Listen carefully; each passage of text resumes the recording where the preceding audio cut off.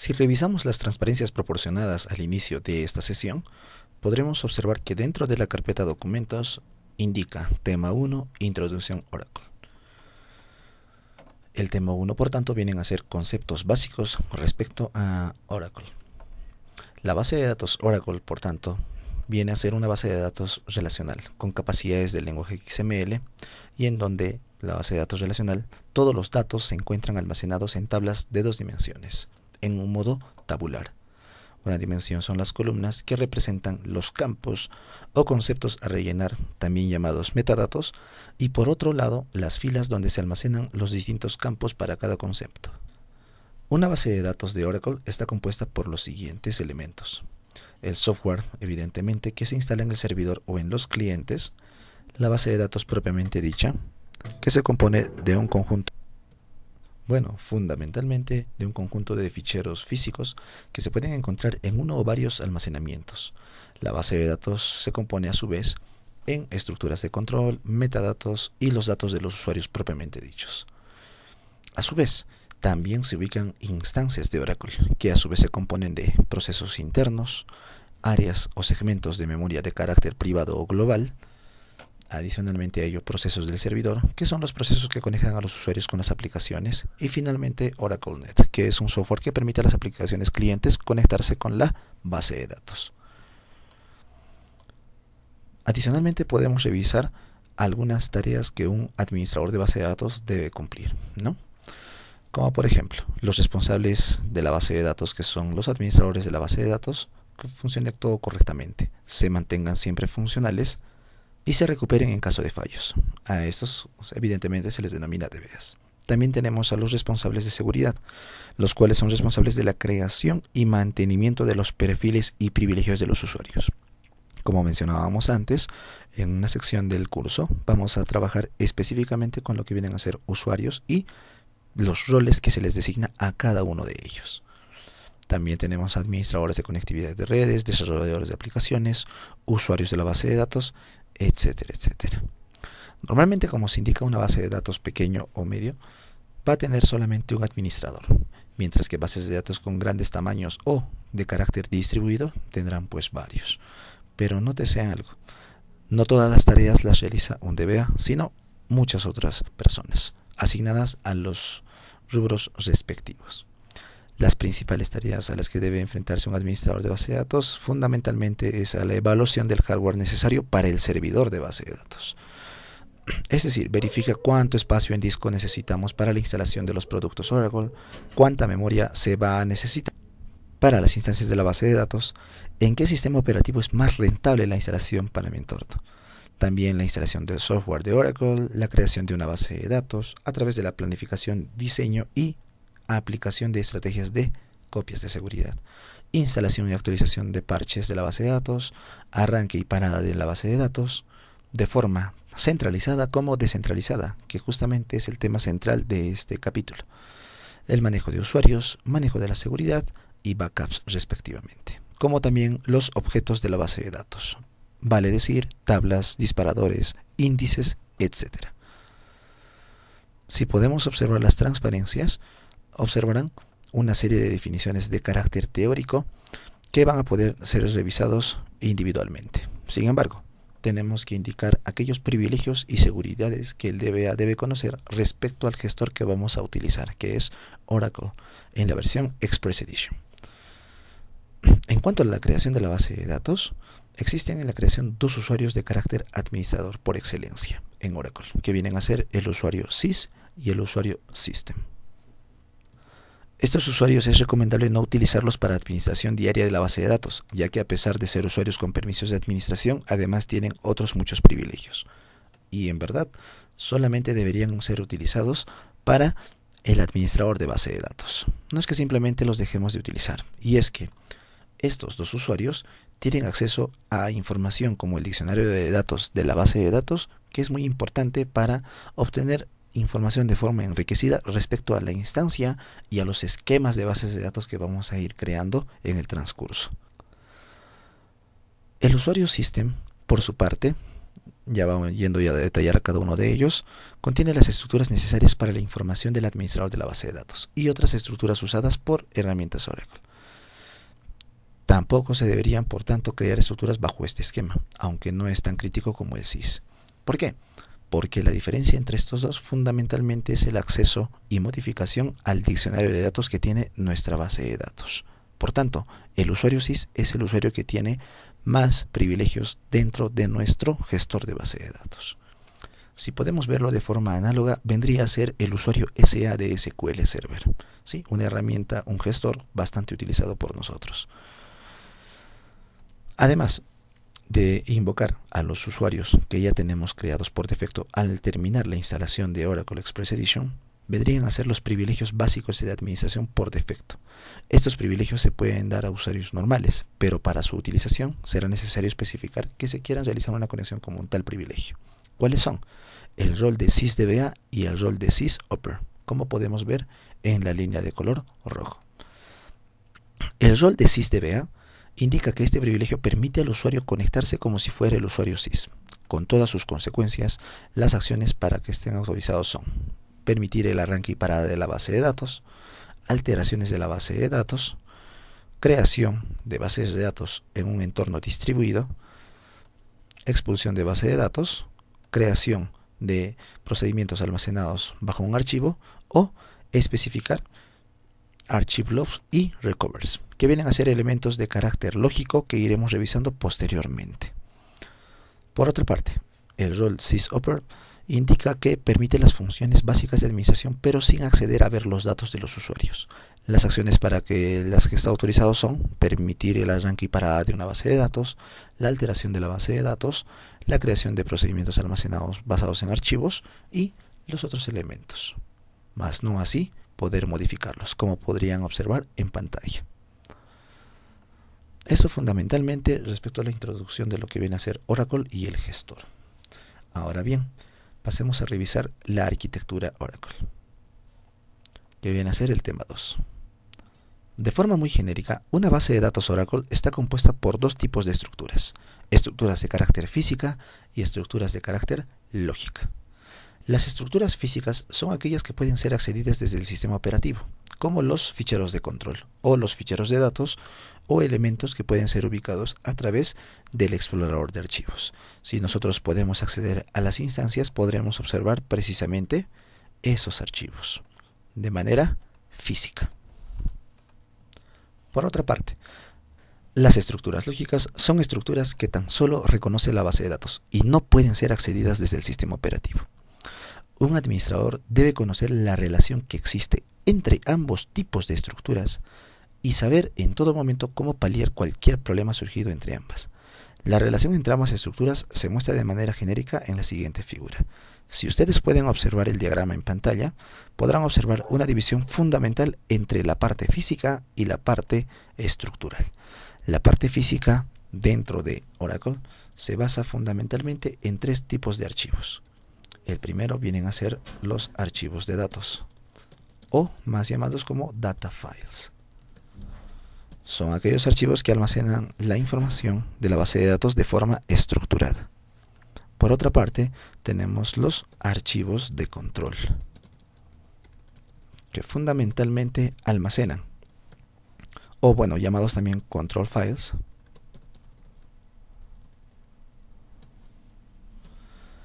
y son aquellos que almacenan la sintaxis y las palabras reservadas que utiliza el gestor de base de datos, así como también a los usuarios y los roles respectivos que se asocian a estos.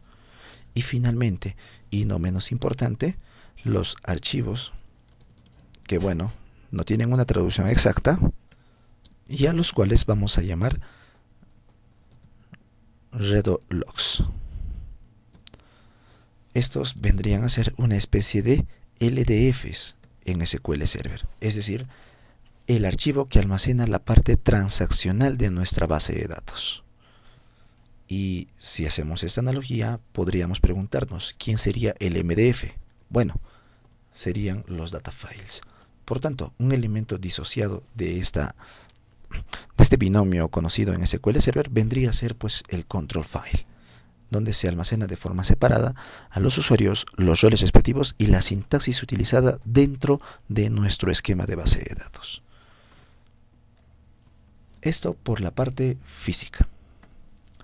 Respecto a la parte lógica, podremos observar que tenemos un término en común respecto a todas las estructuras visuales dentro de este diagrama, y vienen a ser precisamente los table spaces. ¿Y qué viene a ser un table spaces? Bueno, un table space viene a ser la disposición descentralizada de una base de datos a través de lo que son archivos. ¿Qué quiere decir esto? Que nosotros, si tenemos el concepto de una base de datos de forma centralizada, podríamos entender lo siguiente. Podríamos entender de que toda una base de datos está contenida en solamente una estructura de este tipo.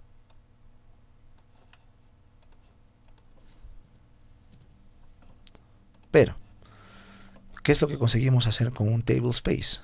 Bueno, fundamentalmente, fragmentar este criterio descentralizado de una base de datos y dividir las partes. ¿Qué conseguimos con esto? Posteriormente revisaremos los pros y contras que indican la descentralización de una base de datos en diferentes porciones, ubicados en lugares diferentes dentro de nuestra unidad física de almacenamiento, fundamentalmente. Como indicábamos anteriormente, la descripción de los data files, de los ficheros de control y de los ficheros read o log, los revisamos en nuestras transparencias de forma más específica, con sus respectivos ejemplos.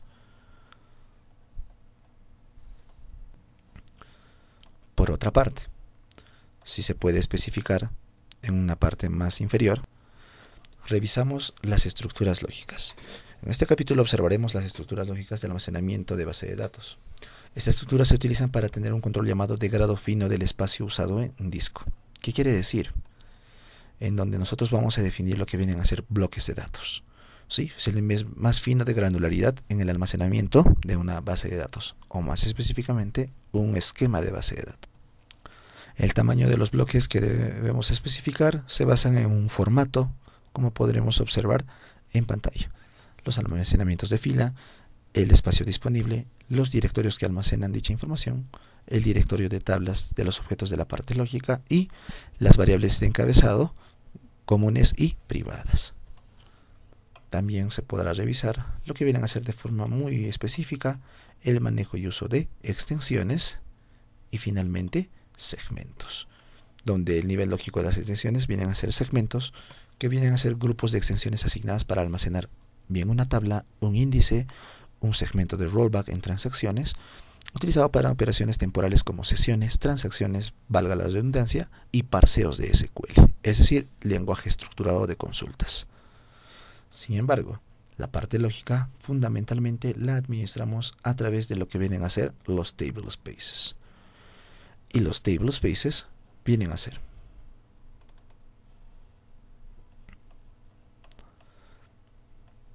la unidad lógica en la que se divide una base de datos dentro de Oracle, que agrupa bloques de datos, extensiones y segmentos anteriormente mencionados.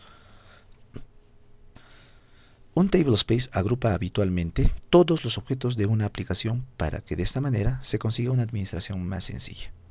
Cada base de datos tiene 2 o más table spaces y cada uno de estos tiene 1 o más ficheros de datos físicos que contienen todas las estructuras lógicas.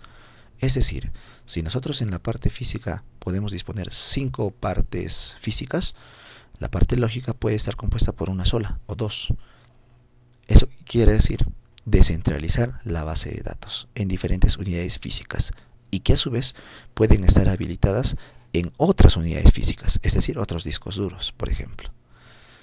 Por defecto, como se indica, cada base de datos crea 2 table spaces, que vienen a ser una serie de esquemas, llamados System y sysaux, fundamentalmente.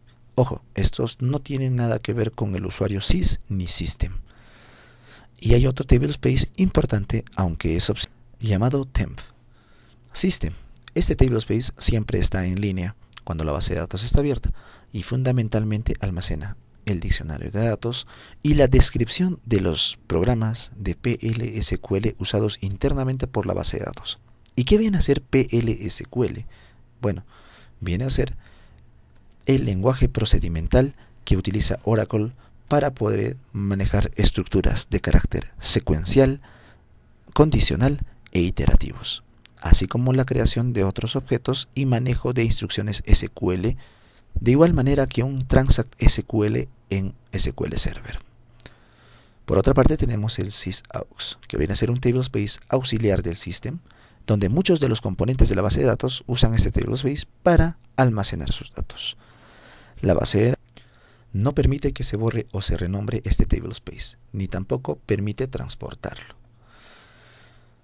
Dicho todo esto, especifiquemos por qué se recomienda que se utilicen diferentes tablespaces, es decir, diferentes unidades lógicas dentro de una base de datos. Los principales motivos vendrían a ser que tener tablespaces de datos separados hacen que la contención de entrada y salida del diccionario de datos se reduzca de manera considerable. Es cierto, las peticiones respecto al diccionario de datos o a otros objetos dentro de una base de datos o esquema de base de datos es muy alta cuando el concepto mantiene la centralización respectiva. Pero si se generan diferentes tablespaces, es decir, unidades físicas diferentes, esto se reduce de manera considerable, como se menciona. Además, separar los datos de una aplicación con respecto a los de otra hacen que si un tablespace se encuentra inhabilitado, no afecte a más aplicaciones o datos de los imprescindibles. ¿Qué quiere decir? Que al descentralizar una base de datos bajo este concepto, podemos indicar lo siguiente. Por ejemplo, detener un determinado sector de la base de datos mientras que los otros siguen trabajando. Guardar los datos en diferentes tablespaces cuyos ficheros de datos se encuentran en diferentes discos reducen la contención de entrada y salida.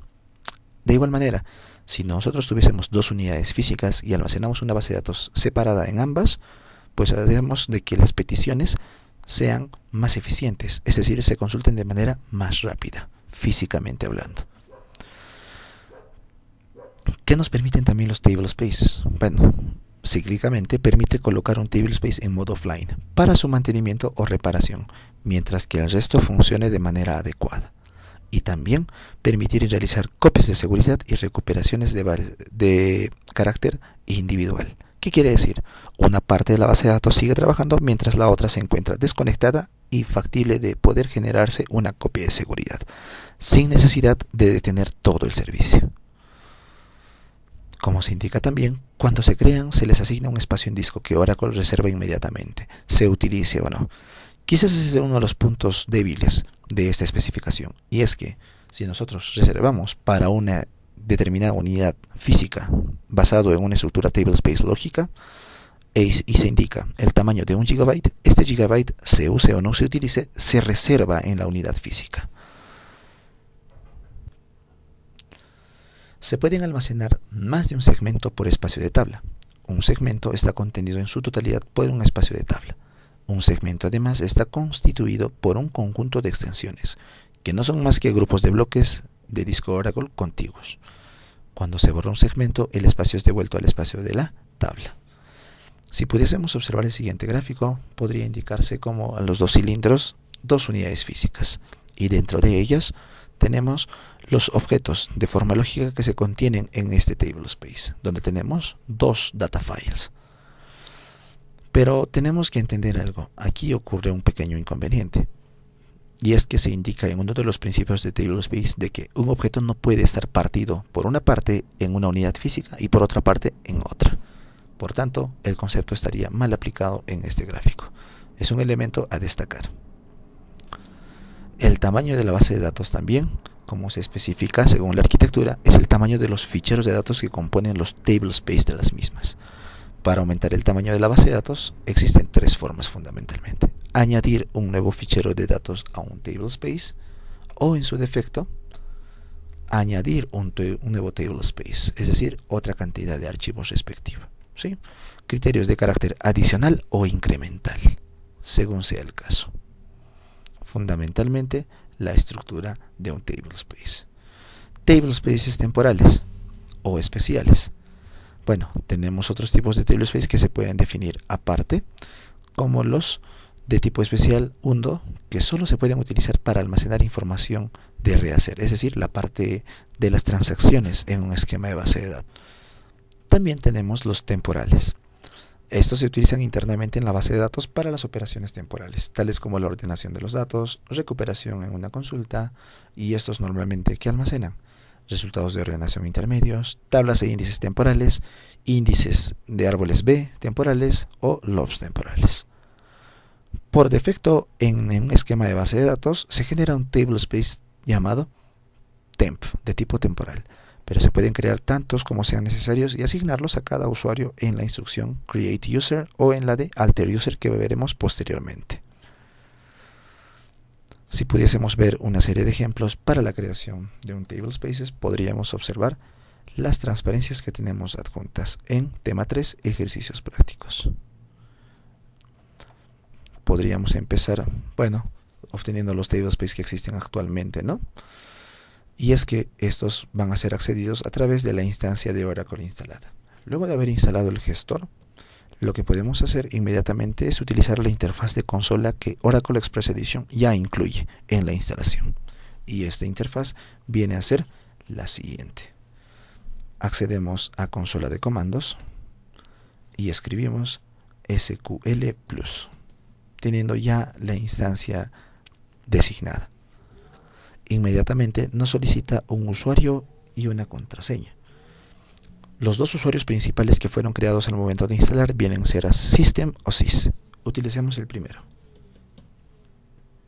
Seguidamente, la contraseña que fue proporcionada en este caso es Oracle. Uno escribe y no observa absolutamente nada por cuestiones de seguridad. Le damos aceptar. Y si todo marcha en orden, debería indicarnos que nos hemos conectado a la base de datos. En este momento, nosotros podemos acceder a las diferentes vistas que este usuario tiene designados en el esquema de base de datos. Mejoremos un poco la visualización de esta ventana. Continuemos.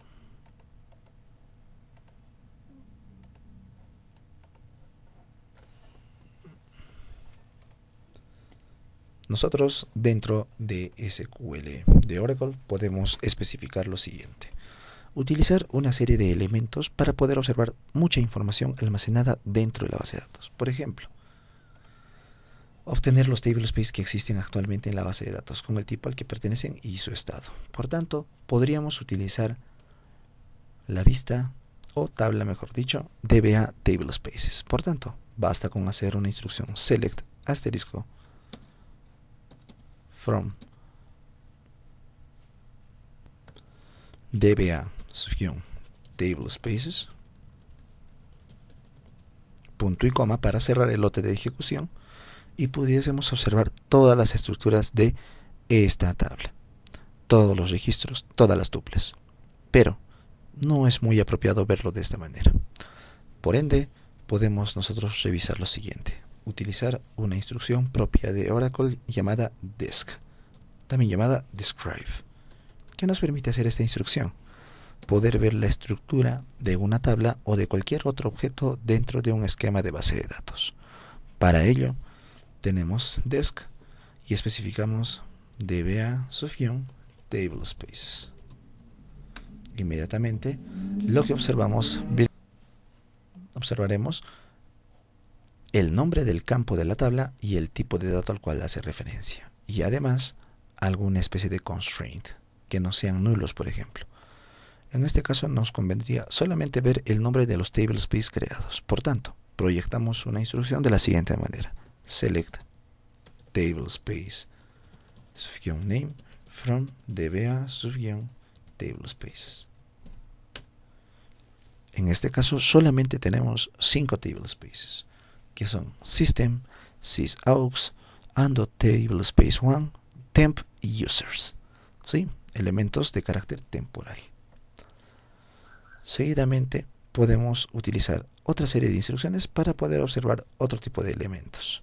Información que en algún caso sea pertinente. Sin embargo, nos vamos al punto 5 dentro del PDF tema 3 ejercicios prácticos y observemos la forma de cómo crear un tablespace con dos archivos de 2 MB.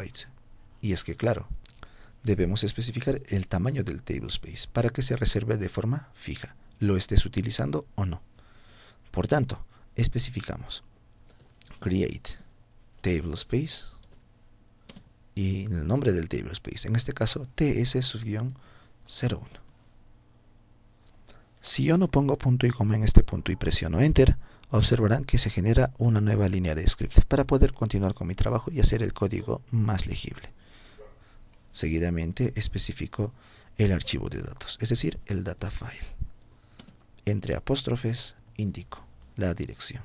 Para ello necesito crear una carpeta en la unidad D, por ejemplo, con el nombre de la institución, por decir.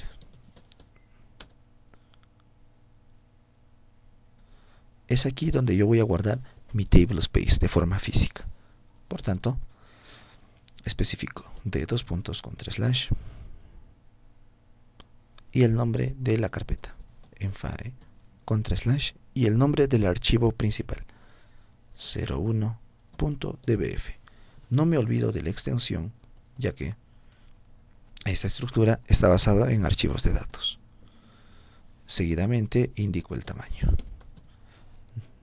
Es poco convencional el hecho de no poner MB, y es que así lo han definido los autores. Seguidamente, si esto es todo, yo pondría punto y coma. Pero el ejercicio, como podíamos ver en las indicaciones, nos pedía 2 archivos. Por tanto, para especificar el siguiente, pongo coma y la nueva ruta del archivo. Es decir, de 2 puntos con 3 / enfae con 3 / 02.dbf. ¿De qué tamaño? 4 megabytes en este caso. Si todo está en orden, le damos enter, esperamos un instante y el tablespace debe haber sido creado.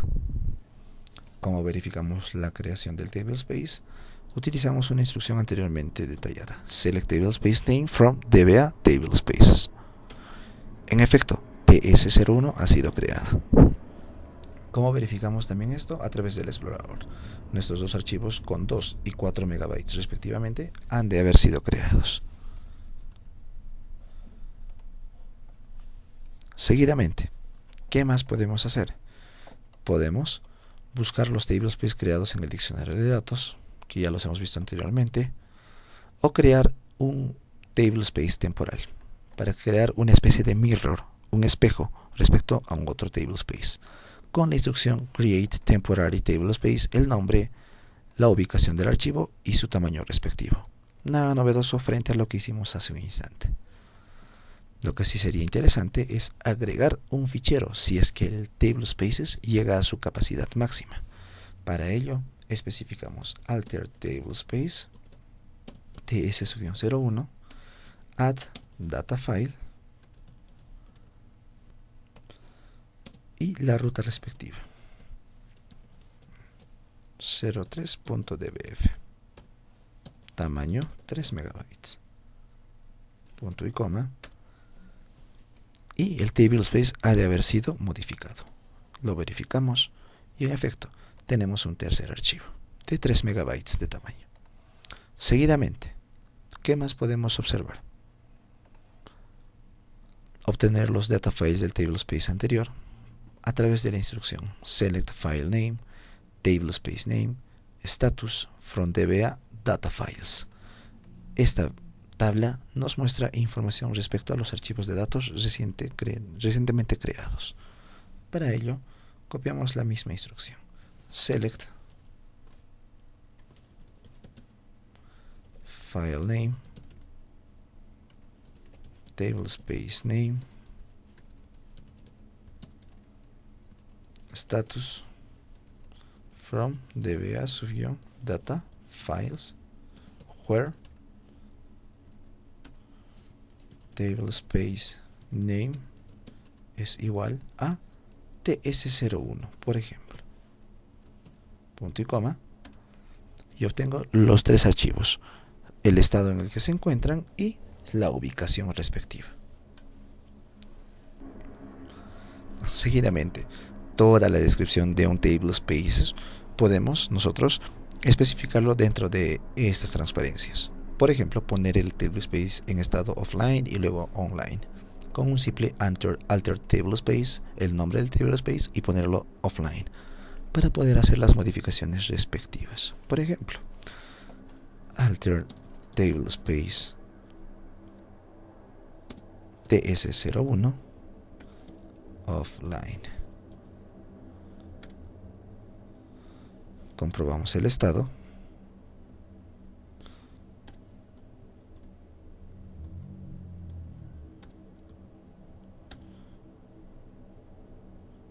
Verificamos nuevamente. Limpiamos toda la ventana si de alguna manera no nos es muy ordenado a través de la instrucción clear screen y verificamos. Select tablespace name, status from dba-tablespaces where tablespace name, por ejemplo, podría ser like porcentaje ts01 porcentaje apóstrofe, e inmediatamente podríamos observar el estado del tablespace, que es offline. Si lo queremos reingresar, pondríamos alter tablespace ts01 online.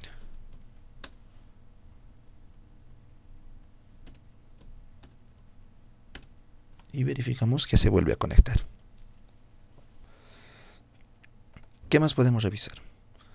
Poner el tablespace en modo de solo lectura y luego ponerlo en lectura completa y escritura. Sí, así que podemos revisar muchas de esas especificaciones dentro de las transparencias especificadas y proporcionadas. Bien, esta es la primera parte respecto al uso y la definición de la arquitectura Oracle basado en tablespaces, con el fin de poder descentralizar una base de datos.